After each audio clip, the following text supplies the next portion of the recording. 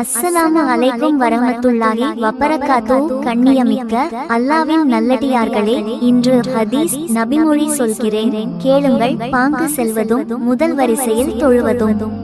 அல்லாவின் தூதர் ஸல்லல்லாஹு அலைஹி வஸல்லம் அவர்கள் கூறினார்கள், பாங்கு சொல்வதற்குரிய நன்மையையும் முதல் வரிசையில் நின்று தொழுவதற்குரிய நன்மையையும் மக்கள் அறிவார்களானால் அதற்காக அவர்கள் போட்டி போட்டு கொண்டு வருவர்.